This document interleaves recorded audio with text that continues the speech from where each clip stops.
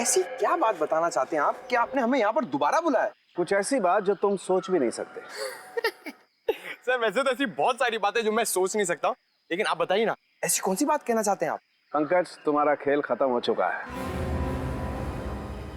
हम तुम्हारा सारा राज जान गए हैं। खेल? राज? ये क्या बात कर रहे हैं सर आप? बस सर नहीं खड़े रहना, नहीं तो गोली चल जाएगी। सर ये आप क्या कर रहे हैं सर? प्लीज गन नीचे करो। चुप। जस्ट कीप क्वाइट पूर्वी, जस्ट कीप क्वाइट। अब देखो पंकज, मैं तुम्हारे पेट पर गोली मारता हूं तो एक गोली तुम्हारे शरीर को चीरती हुई पेड़ पर ठीक वहीं जाकर के लगेगी जहां पर वो खून लगा हुआ है।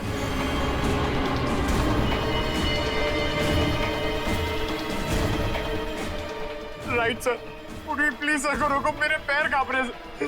सर ये क्या मजाक? बिल्कुल चुप। पंकज, जमीन पे लेट जाओ। लेट जाओ, नहीं तो गोली मारूंगा। एक मिनट सर, लेट आओ। गुड। अब देखो पूर्वी, अब अगर मैं पंकज के पेट पे यहां से गोली मारूं तो गोली इसके शरीर को चीरती हुई कहां जाएगी? जमीन में जाएगी सर। एग्जैक्टली। रुक जाओ सालुंखे, नहीं तो गोली चला दूंगा मैं। ये गन रख ले बस। सर मैंने ऐसा क्या किया सर कि आप मेरी जान लेना चाहते थे? मैं तुम्हारी जान लेना नहीं चाहता पंकज, बल्कि मैं आप लोगों की मदद कर रहा हूं बॉस, इस केस को सुलझाने में। पंकज पर गोली चला के? हाँ? गोली मारी तो नहीं ना बॉस? उस दिन हम लोगों को गोली शायद इसलिए नहीं मिली क्योंकि हम लोग सोच रहे थे खूनी ने वैष्णवी पर जब वो खड़ी थी तब गोली चलाई, जबकि हकीकत ये है कि खूनी ने वैष्णवी की लाश पर गोली चलाई जब वो पड़ी हुई थी यहाँ जमीन पर। क्या उसकी लाश पे गोली चलाई उसने? सब फिर तो शायद गोली जमीन के नीचे होगी। बिल्कुल हो सकता है, खोद कर देखो।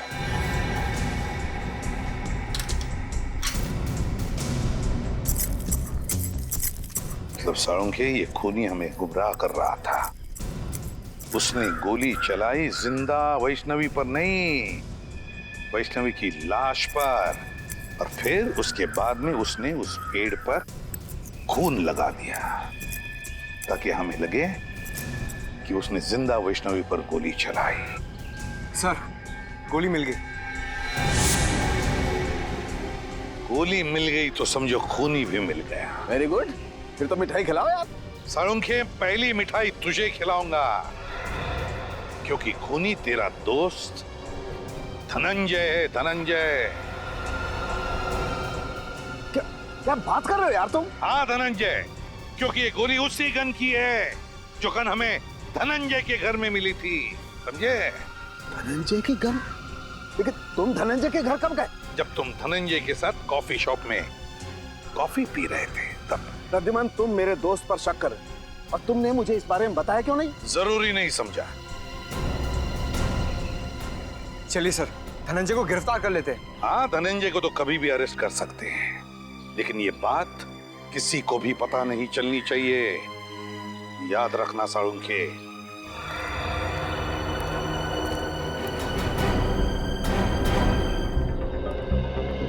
डॉक्टर अविनाश की मौत हो चुकी है। आपको लगता है उनके परिवार वाले वैष्णवी के बारे में जानते होंगे? नहीं तो यही है कि जानते हो, क्योंकि डॉक्टर अविनाश का परिवार एक अकेली कड़ी है जो हमें वैष्णवी के अतीत के साथ जोड़ती है। आप लोग ये घर खरीदने के लिए आए हैं क्या? जी नहीं, हम लोग डॉक्टर अविनाश के परिवार वालों से मिलने आए हैं। पर यहाँ तो कोई भी नहीं रहता। कोई भी नहीं रहता? तो फिर डॉक्टर साहब का परिवार कहाँ रहता है?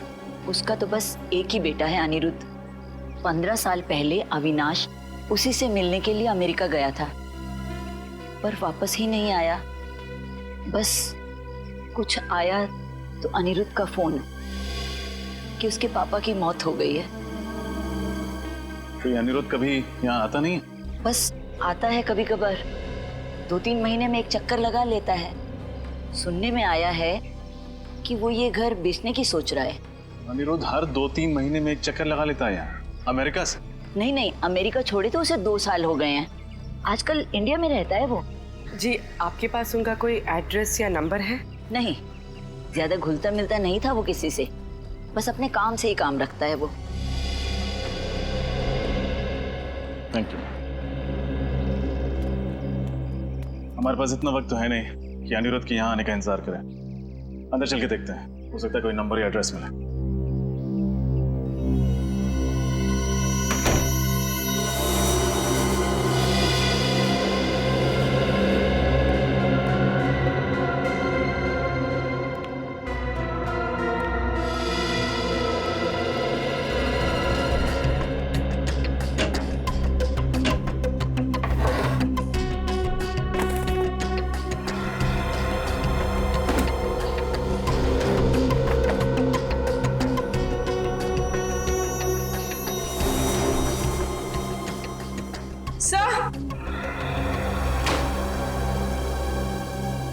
सर ये देखिए, मिस्टर अविनाश का पासपोर्ट।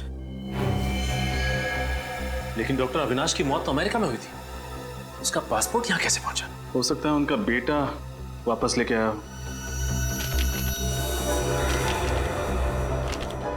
ये क्या? पासपोर्ट में कहीं भी अमेरिकन वीजा तो लगा हुआ है ही नहीं। इसका मतलब डॉक्टर अविनाश कभी अमेरिका गए ही नहीं। तो इसका मतलब वो औरत झूठ बोल रही थी हमसे। हाँ सचिन, या तो वो औरत झूठ बोल रही थी या फिर अविनाश का बेटा अनिरुद्ध कोई खेल खेल रहा है। इस केस ने दिमाग घुमा दिया सचिन। पहले हमें जॉगर्स पार्क से एक लाश मिलती है जिसकी बॉडी का डीएनए उसके रगों के खून के डीएनए से मैच नहीं करता है। फिर हमें पता चलता है कि वो लाश है डॉक्टर वैष्णवी की। उनके पति धनंजय का कहना है कि डॉक्टर वैष्णवी की लाश अभी भी बिल्कुल वैसी दिखती है जैसे वैष्णवी 20 साल पहले दिखती थी। 20 साल से लाश में कोई चेंज नहीं हुआ। सारंग के साहब ने बताया कि वो इसलिए क्योंकि लाश को मम्मी की तरह सुरक्षित रखा गया था। डॉक्टर वैष्णवी किसी खास प्रोजेक्ट पे काम कर रही थी और जिस आदमी को उसके बारे में मालूम था, डॉक्टर अविनाश, उनके बेटे अनिरुद्ध का कहना है कि उनकी मौत भी 15 साल पहले किसी रहस्यमय तरीके से हो गई। वो प्रोजेक्ट कौन सा था, इसके बारे में अभी तक पता नहीं चला। लेकिन सर एक बहुत चौंका देने वाली बात पता चली है सर। क्या? डॉक्टर अविनाश की कुंडली कहती है कि ना उनकी कभी शादी हुई ना ही उनका कोई बेटा था सर। हा? मतलब उनके पड़ोस में रहने वाली वो औरत हमसे झूठ बोल रही थी। या तो वो औरत झूठ बोल रही है या फिर कोई ढोंगी डॉक्टर अविनाश का बेटा बनकर ये सारी कहानियां फैला रहा है। अभिजीत, वैष्णवी 47 साल की होने के बावजूद 27 साल की क्यों दिख रही थी और उसकी लाश सड़ना क्यों नहीं शुरू हुई, इसका राज पता चल गया है मुझे। क्या राज है सर? प्लास्टिनेशन। प्लास्टिनेशन? हाँ, ये एक नया तरीका है लाशों को बरसों बरस एक लंबे समय तक प्रिजर्व करके रखने का। इसका मतलब सर इजिप्ट में जैसे लाशों को मम्मी बना के रखा जाता है वैसे? बिल्कुल ठीक निकल, वैसे ही। लेकिन इसमें एक फर्क है। फर्क यह है कि इसमें लाश के अंदर का तरल पदार्थ लिक्विड बाहर निकाल लिया जाता है और उसकी जगह पर लिक्विड प्लास्टिक लाश के अंदर डाल दिया जाता है। और जब वो लिक्विड प्लास्टिक ठोस हो जाता है, जम जाता है, तो फिर लाश वैसी की वैसी रहती है, उसमें जरा भी फर्क नहीं पड़ता है। हाँ, मैंने भी किसी साइंस जर्नल में इस तकनीक के बारे में पढ़ा था सर। लेकिन जहां तक मेरा अंदाजा है, इसमें लाश की खाल निकाल ली जाती है ना। लेकिन वैष्णवी की खाल तो ज्यों की त्यों है। यही वो वजह है जिसके कारण हम इस केस में गोल गोल घूम रहे थे। दरअसल वैष्णवी ने एक ऐसा फार्मूला इजाद कर लिया था जिसकी वजह से लाश की चमड़ी बिल्कुल भी नहीं बदलती है, वैसी की वैसी बनी रहती है, हमेशा जवान। और सर क्या ये मुमकिन हो सकता है? हाँ, बिल्कुल मुमकिन है। साइंस में नामुमकिन कुछ भी नहीं होता है और ये वैष्णवी ने करके दिखा दिया। वैष्णवी ने एक ऐसे फार्मूले का आविष्कार किया जिसमें इंसान की चमड़ी में नए पैदा होने वाले सेल्स की संख्या मरने वाले सेल्स से ज्यादा होती है और इसीलिए इंसान की चमड़ी हमेशा वैसी की वैसी बनी रहती है। और अब इस फार्मूले का पता मुझे भी चल गया है। इसका मतलब ये फॉर्मूला वैष्णवी ने अपने ऊपर इस्तेमाल किया होगा, इसीलिए उसकी त्वचा 20 साल से वैसी की वैसी है। या फिर उस खूनी ने वैष्णवी के ऊपर एक्सपेरिमेंट किया होगा। जो भी है, वैष्णवी की मौत के पीछे का कारण ये नया आविष्कार है डॉक्टर साहब। कि नई खोज।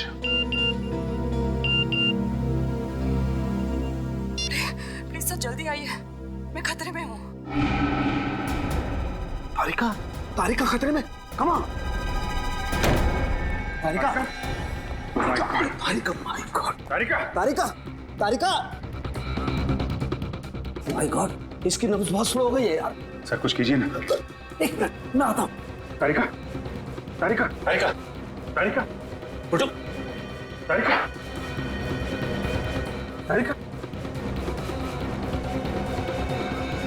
तारिका, उठो।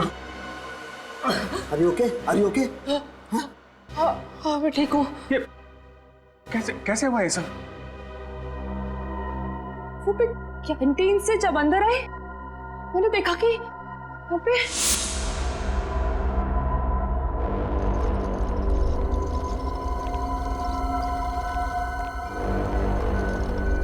अरे कौन हो तुम लोग और लाश को कहाँ लेके जा रहे हैं? हम लोग जीके हॉस्पिटल से आए हैं। डॉक्टर सालुंके साहब ने हमें लाश को वहाँ के मोर्ग में लाने को कहा है। क्या? लेकिन मुझे तो कुछ नहीं बताया सालुंके सर ने इस बारे में। और ये फाइल का छुपा के ले जा रहे हो? सालुंके साहब ने फाइल भी मंगाई है। तो हम चलें? नहीं रुको, पहले मैं सर से एक बार बात कर लूं।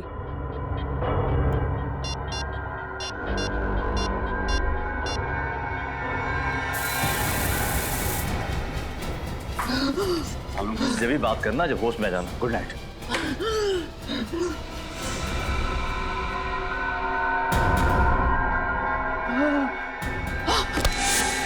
सर ये बात समझ में नहीं आई, कोई लाश क्यों चुराएगा? सचिन, वैष्णवी की लाश को पार्क में फेंकना और फिर यहाँ लैब से चुरा ले जाना, ये सब एक प्लानिंग थी। प्लानिंग। खूनी वो फार्मूला चुराना चाहता है तो सालुंके साहब ने बड़ी मेहनत से इस लैब में तैयार किया था। मतलब सर जब वो खूनी फार्मूला नहीं बना पाया तो उसने ये सब हमें गुमराह करने के लिए किया। करेक्ट, हमें गुमराह कर रहा है वो। हम उसके जाल में फंसते चले गए। लेकिन खूनी को ये बात कैसे पता चल गई कि सालुंके सर फॉर्मूला बना चुके हैं?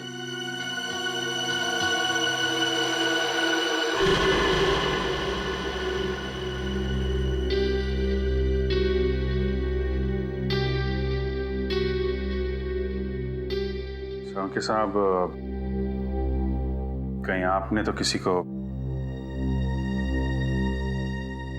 आई एम सॉरी अभिजीत, लेकिन मैंने वो फार्मूला धनंजय को बताया था, लेकिन वो ऐसा आदमी है नहीं। केस की इंपॉर्टेंट डिटेल्स आप बाहर वालों के साथ शेयर कर रहे हैं। इतनी बड़ी भूल आप कर कैसे सकते हैं सालुंके साहब? मुझसे गलती हो गई, आई नो, मैं मानता हूं, लेकिन धनंजय मेरा दोस्त है यार। दोस्त खूनी नहीं हो सकता? धनंजय खूनी? हाँ, या तो धनंजय खूनी है या फिर उसका कोई साथी। सचिन, इन चोरों का स्केच बनवाओ और सारे खबरों को इन्फॉर्म कर दो।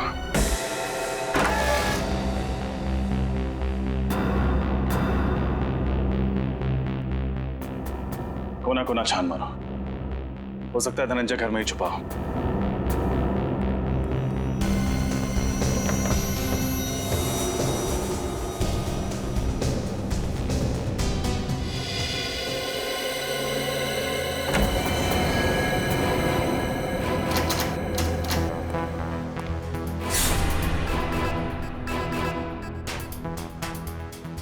रजत, मेरी बात पे यकीन करो यार, मैं कह रहा हूं, मैं धनंजय को बहुत अच्छी तरह से जानता हूं, मेरा पुराना दोस्त है। वो वैष्णवी को नुकसान पहुंचाने के बारे में सोच भी नहीं सकता यार। आई एम सॉरी सर, इस वक्त आप एक दोस्त की तरह सोच रहे हैं, एक सीआईडी ऑफिसर की तरह नहीं। अच्छा, और उस वक्त तुम कहां गए थे जब रोमा की लाश को मेरे पास लेकर के आए थे और तुमने कहा था ये सीआईडी को पता नहीं लगना चाहिए सर?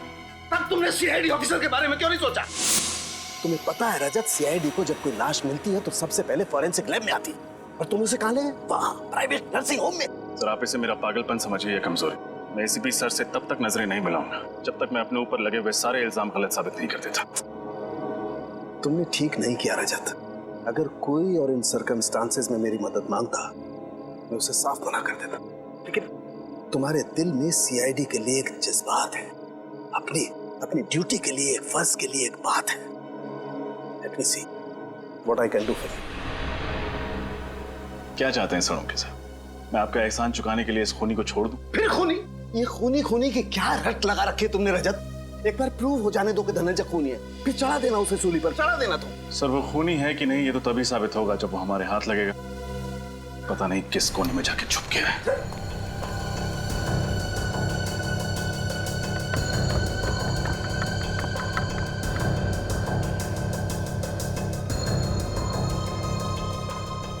हाँ सचिन, कुछ मिला क्या?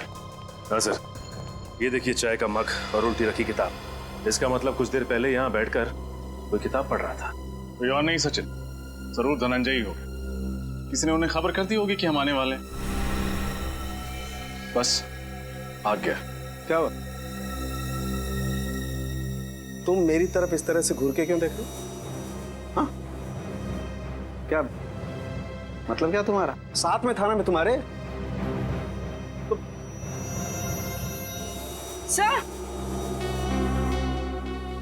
सर ये देखिए, टूटा हुआ वास।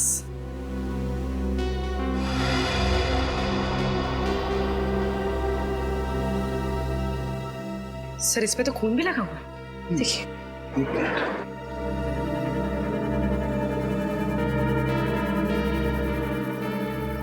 इस पे तो कुछ उंगलियों के निशान भी हैं। पूर्वी, सर एक काम करो, घर में देखो कोई टैल्कम पाउडर रखा, प्लीज। तो कहीं ये खून धनंजय का तो नहीं? धनंजय को कुछ हो तो नहीं गया? क्या फिर शायद धनंजय ने किसी को कुछ कर दिया?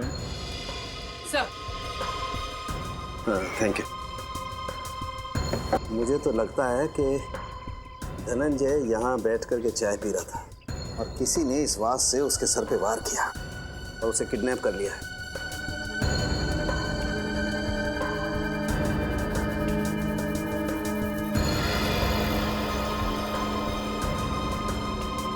अब इस फिंगरप्रिंट का फोटो ले लेते हैं। अब पुलिस रिकॉर्ड में मैच करके देखते हैं, पता चल जाएगा आखिर ये है कौन।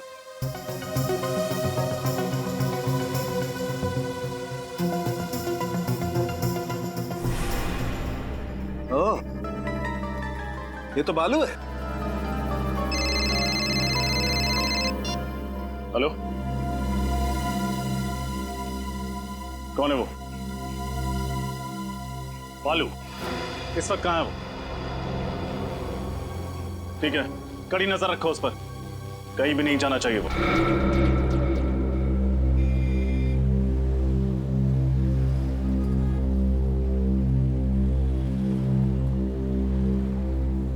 चलो भाई, तुम जाओ।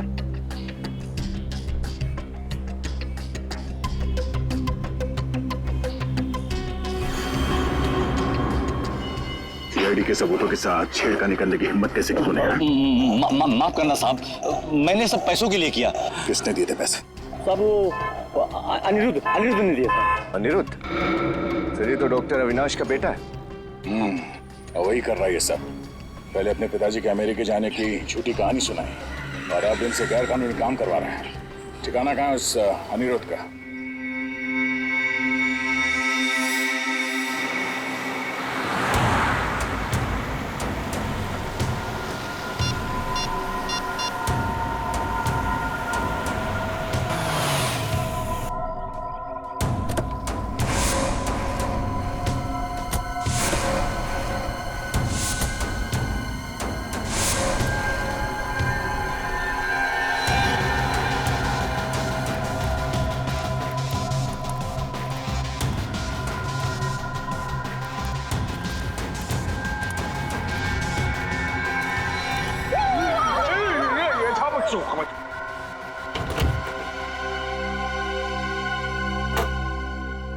कौन हो तुम? तो फरमारे बर्फा। बफा? ये बाहर से आए हैं। ये है मिस्टर बफा और ये है मिस्टर चफाब। क्यों आया? महफूज की तरह जरफान होना चाहता हूँ। मूछ की तरह जवान होना चाहते हैं। इनके कहने का मतलब है कि इन्हें पता चला है कि तुम्हारे बॉस के पास एक स्पेशल फॉर्मूला है जिससे लोग जवान हो जाते हैं और ये वो फॉर्मूला खरीदना चाहते हैं। नहीं, ऐसा कुछ नहीं है। चलो निकले यहाँ से। दरफात तरफोड़ के हरफात पे रख देंगे।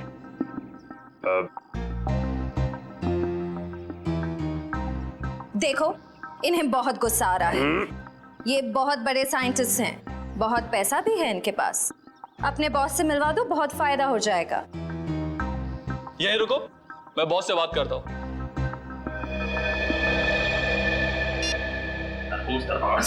सर फोड़ने का नहीं, वेट करो तरफोड़ कंट्रोल।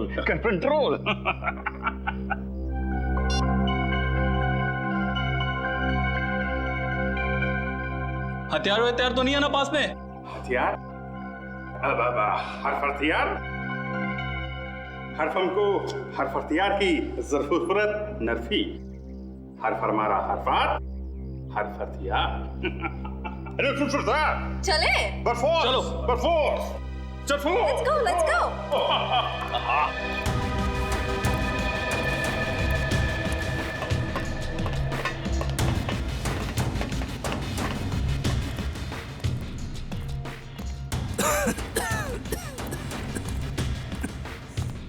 आइए।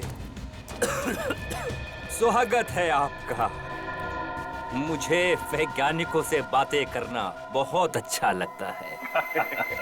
क्या सेवा कर सकता हूँ मैं आपकी? सेवा तो हम आपकी करेंगे। सिर्फ हमको जरफेल की हरफ अंदर, चरफक्की, ये कह रहे हैं कि आपके सीक्रेट फॉर्मूला की खबर इन्हें लग चुकी है। आप जैसे ब्रिलियंट और जीनियस साइंटिस्ट की तलाश ये करते रहते हैं। Thank you. आपका वो सीक्रेट फॉर्मूला ये खरीदना चाहते हैं। पर वो फॉर्मूला बिकाऊ नहीं है। सॉरी। दरफात तरफोड़ के हरफात में रख देंगे। ये कह रहे हैं कि हर चीज बिकाऊ होती है, बस सही दाम देने की जरूरत होती है। फिर तो मुझे इस फॉर्मूले के 100 करोड़ रुपए चाहिए। सरफों का फूल। तैयार हैं आप? दूर दरफात तरफोड़ के हरफात। मंजूर है, 100 करोड़ देने के लिए तैयार है। मगर ये देखना चाहते हैं कि आपका वो सीक्रेट फॉर्मूला काम करता भी है या नहीं। करता है। जाओ लेके आओ। 15 साल की मेहनत है उसमें। ऐसा काम करता है कि बहुत जल्द इस दुनिया में बूढ़ा इंसान दिखाई नहीं देगा। हर तरफ जवान ही जवान, बच्चे ही बच्चे।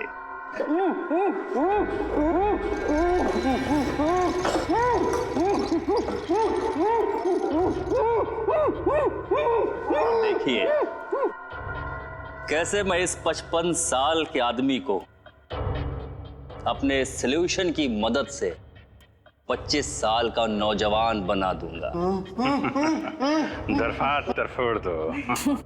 ये पूछ रहे हैं आप ये सब करेंगे कैसे? विज्ञान।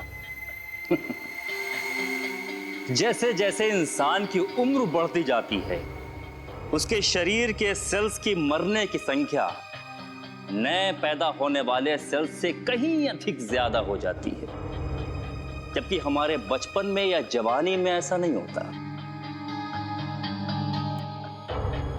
अब देखिए, इस सॉल्यूशन की मदद से मैं इसकी खाल को फिर से जवान कर दूंगा, क्योंकि नए पैदा होने वाले सेल्स की संख्या मरने की संख्या से कहीं अधिक ज्यादा हो जाएंगे।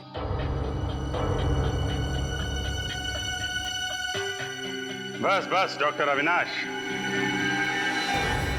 समझ में आ गया आपकी जवानी का राज।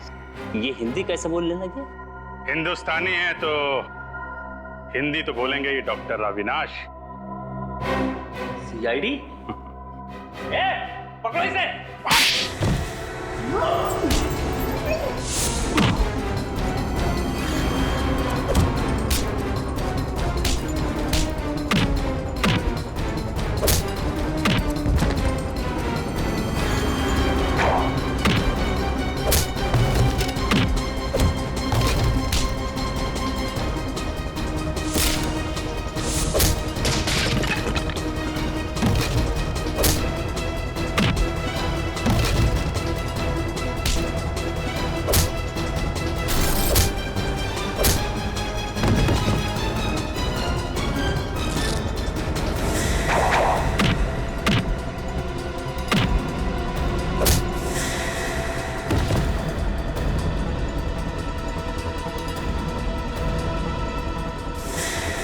बुढ़ापे में इतनी भाग दौड़ अच्छी नहीं है अविनाश जी। ब्यूरो चल के आराम कर लीजिए।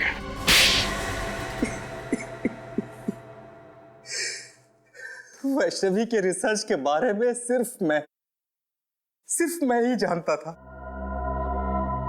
ये रिसर्च उसके लिए इतनी अहम थी कि उसने डॉक्टर धनंजय को भी उसके बारे में नहीं बताया था। और तुमने क्या किया? विश्वासघात। वैष्णवी का विश्वासघात किया तुमने उस फॉर्मूले के लिए जिसके लिए उसने बरसों तक मेहनत की थी। लेकिन सर, पर कोई भी रिसर्च बिना पैसे के पूरी नहीं होती सर। उसके एक्सपेरिमेंट का सारा खर्चा मैंने उठाया था।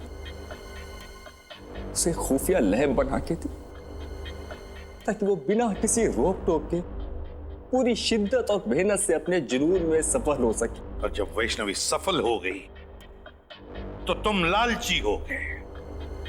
तुमने सोचा क्यों ना वो फॉर्मूला लेकर नाम और पैसा खुद ही कमा लूं, है ना?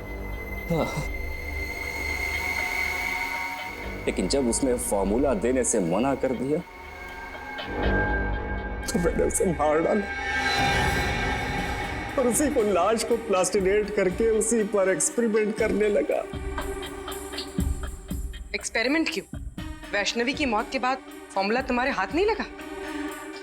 नहीं, क्योंकि उसने मरने से पहले वो कागज को नष्ट कर दिया था। मैं 20 साल तक नाक रगड़ता रहा, लेकिन वो केमिकल मुझसे नहीं बना। ओ, एक और सफलता।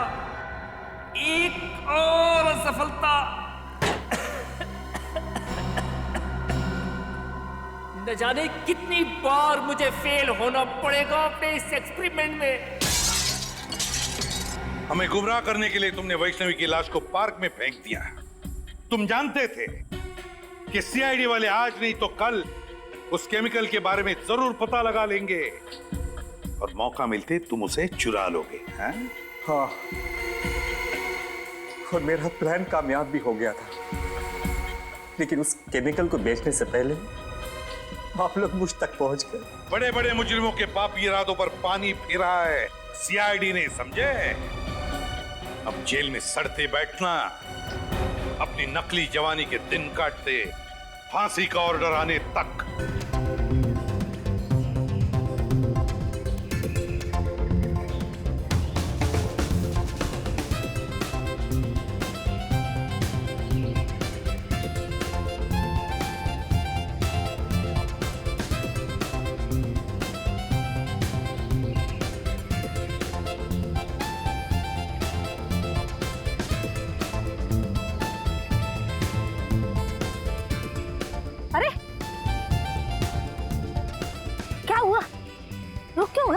बस आज के लिए इतना काफी है।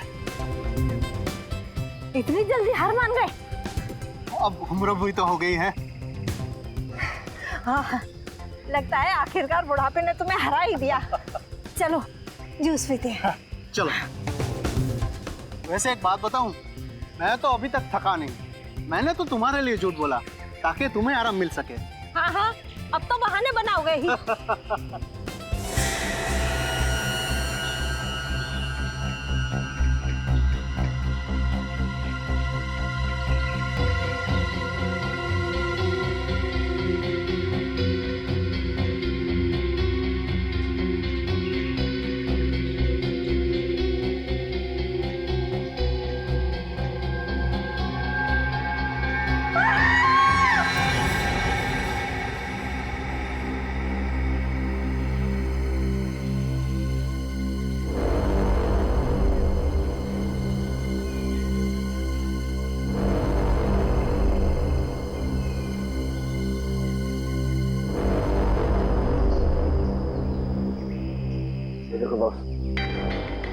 इस लड़की के कपड़ों पर ये गन पाउडर लगा हुआ है। इसका मतलब साफ है, इस लड़की को बहुत नजदीक से गोली मारी गई है, ऑलमोस्ट पॉइंट ब्लैंक रेंज से।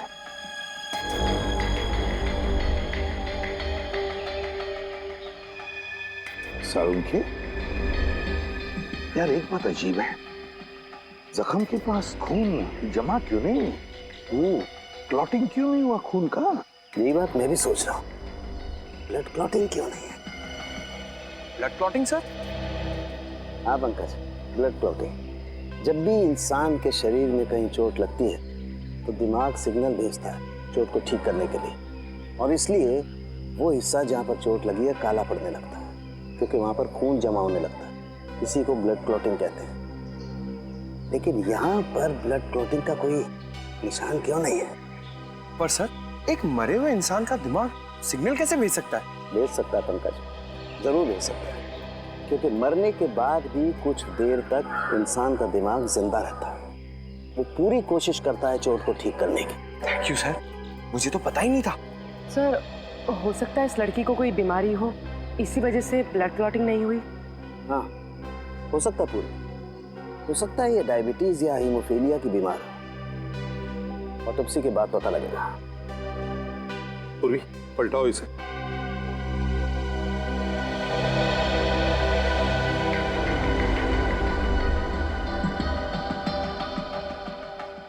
यार एग्जिट वूंड तो है, गोली पीठ से बाहर निकली है, गोली बाहर निकली है।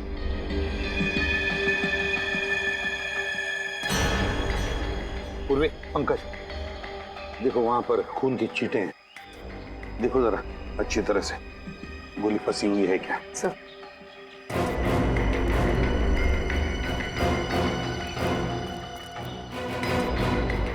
साळुंखे, एक बात बता, इस लड़की की मौत हुई कब?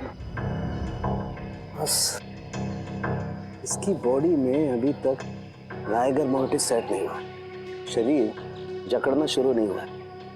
इसका मतलब इसकी मौत ज्यादा से ज्यादा 3 घंटे पहले हुई हो। मौत ज्यादा से ज्यादा 3 घंटे पहले?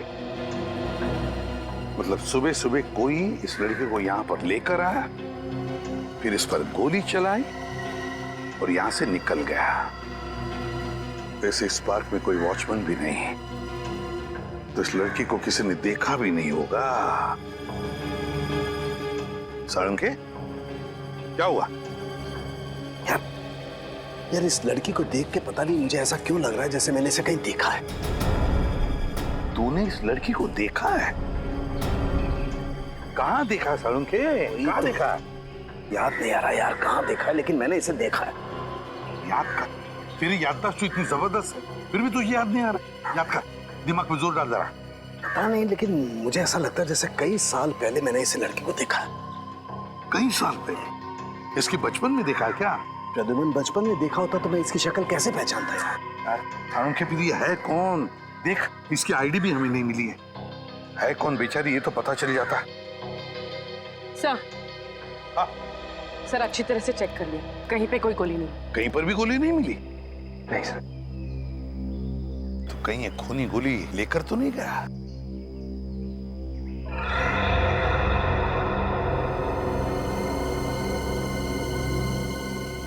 पूर्वी, वो देखो,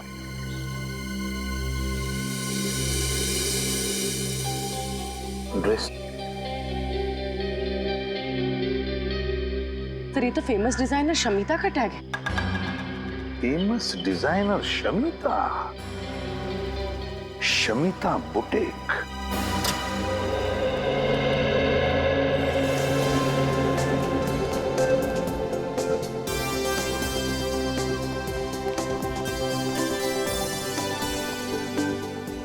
वेलकम टू शमिता's बुटीक।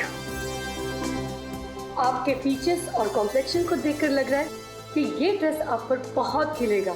एकदम सही कह रही है पूरी, ले लो ये ड्रेस। देखा, अब तो आपके बॉयफ्रेंड ने भी कह दिया, अब तो आप ले ही लो।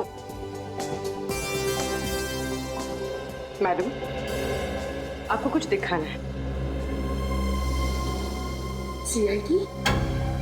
आई एम सो सॉरी, मैंने आपको पहचाना नहीं था। कोई बात नहीं, ये बैज तो आपने देख लिया। अभी टैग देखिए और बताइए, ये आप ही के बुटीक का है? है नहीं, था। हाँ मतलब ये टैग हम बहुत साल पहले यूज करते थे, करीब 15 साल पहले। 1998 के बाद हमारे बुटीक का लोगो बदल गया है। अब हम ये लोगो यूज करते हैं।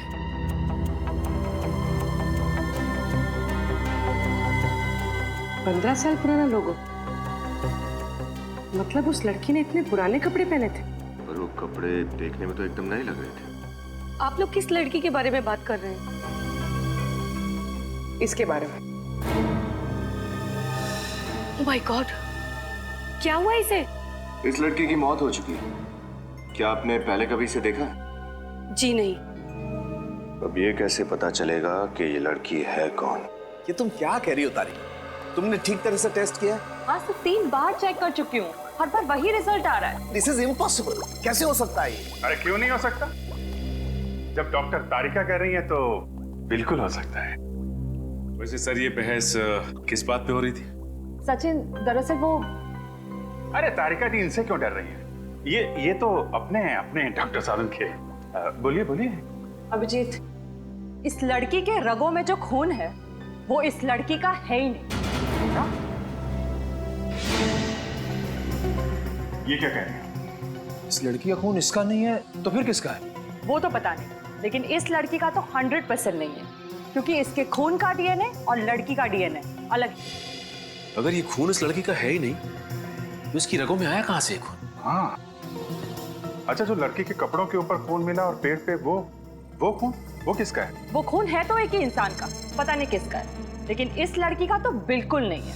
सर, कहीं वो खून उसी खूनी का तो नहीं? शायद वो भी घायल हो गया हो। खूनी का होता तो लड़की के कपड़ों पे ही होता ना, इसके शरीर के अंदर कहां से घुस गया? ये कुछ और ही चक्कर है। एक और बात, इस लड़की को गौर से देखो। इसे लैब में आए हुए लगभग 5 घंटे हो गए और उससे 3-4 घंटे पहले इसकी मौत हुई है। तो तकरीबन 8 से 9 घंटे पहले इस लड़की की मौत हुई है। लेकिन ये देखो, इसकी चमड़ी देखो, जरा भी नहीं बदली है, कोई फर्क नहीं पड़ा है। और देखो, ये इस लड़की का हाथ देखो, देख रहे हो? जरा भी रायगर मोटिस सेट नहीं हुआ है, बॉडी जरा भी नहीं जकड़ी है। और इसकी वजह अभी तक ढूंढ नहीं पाया हूं अभिजीत, लेकिन थोड़ा वक्त हो, मैं जरूर ढूंढ निकालूंगा कि आखिर इस सब की वजह क्या है। अच्छा डॉक्टर साहब, आप कह रहे थे कि इस लड़की को आप कुछ पहचानते हैं? हाँ। कुछ याद आया कौन है लड़की? नहीं यार, बहुत दिमाग लड़ाया लेकिन याद नहीं आ रहा है आखिर ये लड़की है कौन। कोई बात नहीं, कोई तो जानता होगा इसे। सर, ये मेरी बीवी वैष्णवी। आपकी बीवी? Yes officer. पर इसे हुआ क्या है? धनंजय जी, वैष्णवी का खून हुआ है। क्या? किसने मारा इसे? वही पता लगा रहे हैं हम। लेकिन एक बात बताइए, आखिरी बार कब मिले थे आप वैष्णवी से? 20 साल पहले। 20 साल पहले? 20 साल पहले वैष्णवी गायब हुई थी। मैंने इसे कहां नहीं ढूंढा, हर पुलिस स्टेशन, हर अखबार, हर जगह। सॉरी। अच्छा, एक बात पूछूं आपसे, आपकी शादी कब हुई थी? 23 साल पहले, 3 अक्टूबर 1990। हमारी लव मैरिज थी। मैं और वैष्णवी एक ही मेडिकल कॉलेज में पढ़ते थे।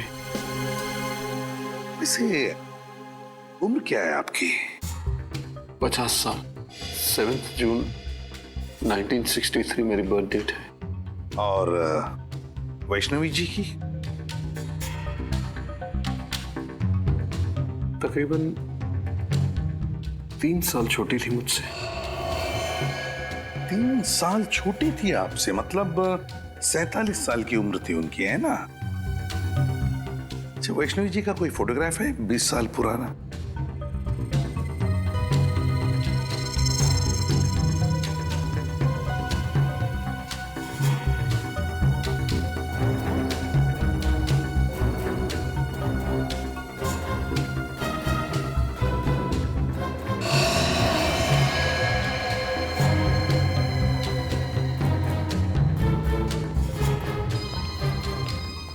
सर, वैष्णवी 20 साल पहले जैसे लगती थी, आज भी ठीक वैसे ही लगती है।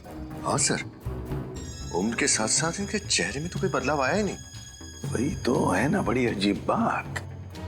एक औरत जो 20 साल पहले जैसे दिखती थी, आज भी बिल्कुल वैसे ही दिखती है। ये कैसे? ये मम्मी है। ये मम्मी है? हाँ सचिन, जैसी पिरामिड्स में मिली है वैसी मम्मी, लेकिन इस मम्मी को बनाने में एक अलग टेक्निक का इस्तेमाल किया गया है। सर आप क्या कह रहे हैं, कुछ समझ में नहीं आ रहा है। मैं समझाता हूँ। देखो, ना तो इसकी स्किन का रंग बदला है, ना इसकी बॉडी ने सड़ना शुरू किया है, कोई डिकम्पोज नहीं हुई है, और ना ही इसकी बॉडी ने जकड़ना शुरू किया है। और तो और ग्रेविटी की वजह से शरीर का वो हिस्सा जो जमीन को छूता है काला पड़ना शुरू हो जाता है, और वहां पर ब्लड मार्क्स आना शुरू हो जाते हैं। लेकिन इसके शरीर पे कहीं भी कोई ब्लड मार्क नहीं है। मतलब इसकी बॉडी पे समय का कोई असर नहीं हुआ? बिल्कुल सही अभिजीत। तो फिर पता कैसे चलेगा कि वैष्णवी की मौत कब हुई? हाँ, वैष्णवी। अरे इसे तो मैं जानता हूँ, इसे ही तो मैं याद करने की कोशिश कर रहा था यार। इसे मैं जानता हूँ, ये मेरे साथ मेडिकल कॉलेज में पढ़ती थी। What a brilliant student she was. ये तो MKN कॉलेज में साइंस की प्रोफेसर थी। आज से 20 साल पहले वैष्णवी इसी कॉलेज में पढ़ाती थी। बहुत ही टैलेंटेड लड़की थी। हम सबको लगता था कि एक दिन वो बहुत आगे जाएगी, लेकिन बहुत बुरा हुआ उसके साथ। अच्छा, आपको कुछ याद है 20 साल पहले की? मेरा मतलब है, हम ये जानना चाहते कि क्या वैष्णवी का किसी के साथ कोई झगड़ा था या फिर दुश्मनी, नहीं, वो तो सबकी फेवरेट थी। उसका किसी से कोई झगड़ा नहीं था। अगर किसी को कोई प्रॉब्लम होती थी तो वो वैष्णवी के पास जाकर ही सलाह मांगता था। अच्छा, वैष्णवी आखिरी बार कॉलेज कब आई थी, कुछ बता सकते हैं आप? 6 मई 1993। 6 मई 1993? क्या बात है, आपकी याददाश्त की तो तारीफ करनी चाहिए। मुझे इसलिए याद है क्योंकि उस दिन मेरा बर्थडे था, और उस दिन भी वैष्णवी हमेशा की तरह कॉलेज से जल्दी चली गई थी, और शाम को पार्टी में भी नहीं आई, और उसके बाद वो कॉलेज कभी नहीं आई। हमेशा की तरह जल्दी चली गई मतलब? क्या वो अक्सर कॉलेज से जल्दी जाती थी? हर रोज नहीं, गुरुवार को। हर गुरुवार को कॉलेज से 1 बजे ही चली जाती थी। हर गुरुवार को दोपहर के 1 बजे? क्यों, कहाँ जाती थी वो? ये तो उसने कभी किसी को बताया नहीं। इसका जवाब तो डॉक्टर अविनाश ही दे सकते हैं। डॉक्टर अविनाश? जी, डॉक्टर अविनाश उस वक्त के प्रिंसिपल थे। उन्होंने ही उसे हर गुरुवार को 1 बजे जाने की परमिशन दे रखी थी। अच्छा, डॉक्टर अविनाश रहते कहाँ ये डॉक्टर अविनाश?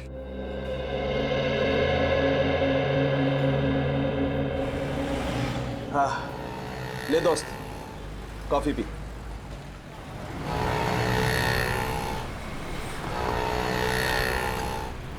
यकीन नहीं आ रहा, इतने साल पुराना दोस्त मेरे सामने बैठा है। आज अतीत की यादों के पलों को जीने से अच्छा और क्या है।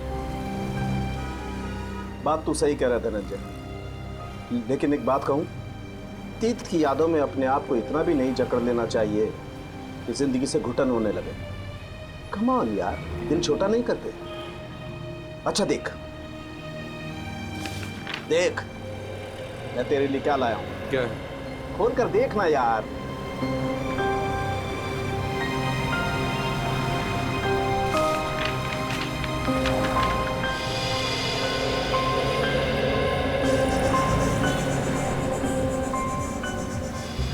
ये फोटो तो हमारे कॉलेज के एनुअल डे फंक्शन की है ना?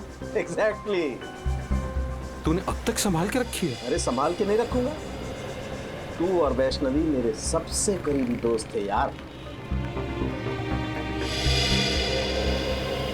अच्छा, तू बोल रहा था कि वैष्णवी के कुछ रिसर्च नोट्स थे घर पे, तू लेके आया?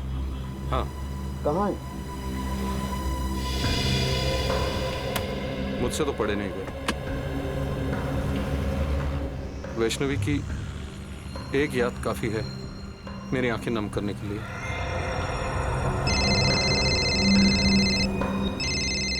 एक मिनट। हेलो वो धनंजय तेरे साथ है ना? हाँ, क्यों? उससे पूछ कि वैष्णवी हर गुरुवार को दोपहर के 1 और शाम के 7 बजे के बीच कहाँ जाती थी। और एक बात धनंजय से पूछ ले कि क्या वो हमें वैष्णवी के रिसर्च पेपर्स, मेरा मतलब है रिसर्च की जो फाइल्स हैं, वो दे सकता है क्या? हाँ ठीक, ओके। अच्छा धनंजय, तुझे मालूम है कि हर गुरुवार को वैष्णवी 1 से 7 बजे तक कॉलेज के बाहर कहाँ जाया करती थी? नहीं यार, मुझे इस बात का बिल्कुल अंदाजा नहीं था। इनफैक्ट जब पुलिस इन्वेस्टिगेशन में मुझे इस बारे में पता चला तो मैं खुद हैरान था कि वैष्णवी ने इस बारे में मुझे बताया क्यों नहीं कभी। कमाल है यार, वैष्णवी ने ये राज तुझसे छुपा के क्यों रखा? ऐसी क्या बात थी? डॉक्टर अविनाश की तो मौत हो गई, वही एक बता सकती थी कि वैष्णवी हर गुरुवार को जाती कहाँ थी। सर, हाँ, वैष्णवी कहाँ जाती थी उसका जवाब शायद इन फाइल्स में। क्या है इन फाइलों में? वैष्णवी की रिसर्च रिपोर्ट। 20 साल पहले जिस पुलिस स्टेशन में धनंजय ने वैष्णवी के गायब होने की रिपोर्ट लिखवाई थी, वहीं से लेके आया। अच्छा, वेरी गुड। देखे तो सही है क्या इनमें।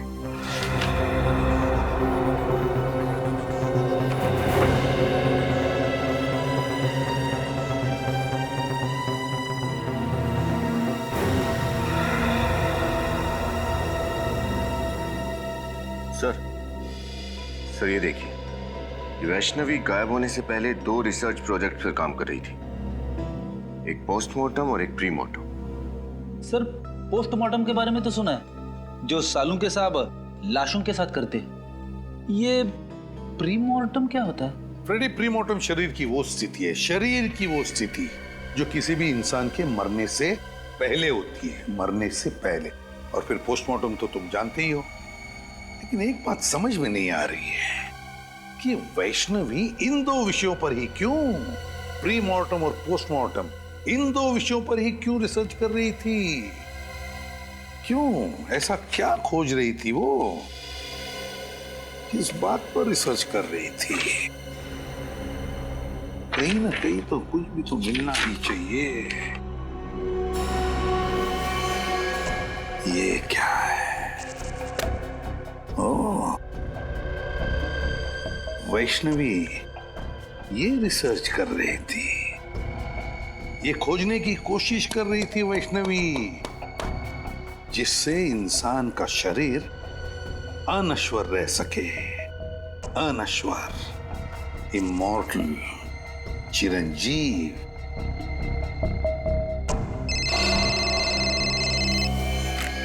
आसान